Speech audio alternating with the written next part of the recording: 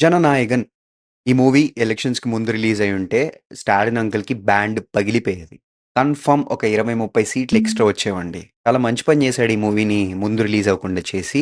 ఎందుకంటే title hero name card పడుతుంటేనే ఆ signature ఇట్లా అంటాడు గదా! వావ్! పిచ్చెక్కిచ్చాడు. ఆడియన్స్ అయితే అరిచి అరిచి వదిలారండి.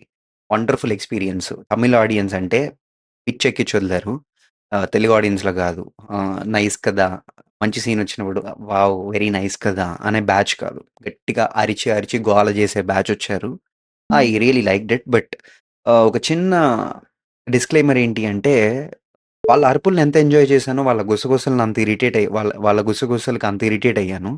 సో, సినిమా థియేటర్‌కెళ్ళినప్పుడు కొంచెం పక్కనోళ్ళని గూడా ఆహ్, పట్టించుకోవడం నేర్చుకోండి. థియేటర్ మనందరిది. పక్కన వాళ్ళ ఎక్స్‌పీరియన్స్ మన గుసగుసల వల్ల ఇ ఇరిటేట్ అవ్వకూడదు. ఎందుకంటే సినిమాలో కొన్ని సీన్‌లు జరుగుతున్నప్పుడు కొంతమంది అమ్మాయిలు అంటున్నారు. ఈ అమ్మాయిలకి ఒక పోస్ట్‌కి కామెంట్ పెట్టడం రాదు.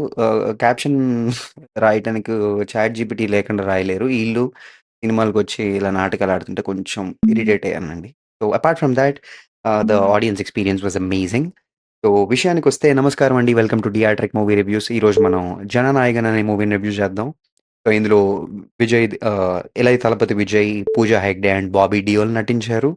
సో, ఈ మూవీ తెలుగులో బాలకృష్ణ గారు అండ్ శ్రీలీల గారు నటించిన 'భగవంత్ కేసరి' అనే మూవీకి రీమేక్ ఇది.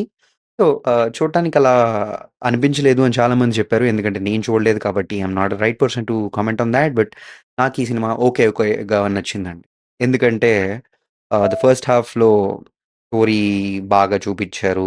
విజయ్ గారి ఇంట్రొడక్షన్ సీన్‌లు గాని, the background music placement by Anirudh గాని ఆసమ్ సూపర్ పడింది. అండ్ ద ఫైట్ సీక్వెన్సెస్ చాలా ఎక్కువ పెట్టారనిపించింది. అనవసరం అంత హీరోయిజం చూపించటం. హీరోయిజం అంటే తెలివితేటలో చూపించాలి గానీ, కండబలం అక్కర్లేదు. సో, ఇక్కడ అక్కడ కొన్ని అరవ కామెడీలు పెట్టారు నచ్చనివి. సో, అవి నచ్చలేదు. 'పూజా హెగ్డే' గారి స్టైలింగ్ అయితే చాలా నచ్చిందండి. She is looking very very pretty in the movie. Hope she does more movies like this.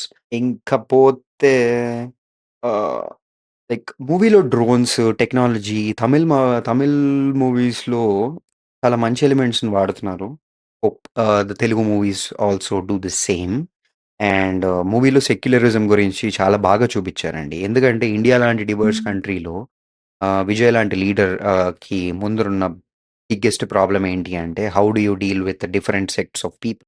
So, ఆయన చాలా బ్యూటిఫుల్‌గా ఒక హిందూ, ఒక క్రిస్టియన్ చర్చ్‌ని కాపాడటం, ఒక ముస్లిం, ఒక హిందూ టెంపుల్‌ని కాపాడటం ఇలాంటి వండర్‌ఫుల్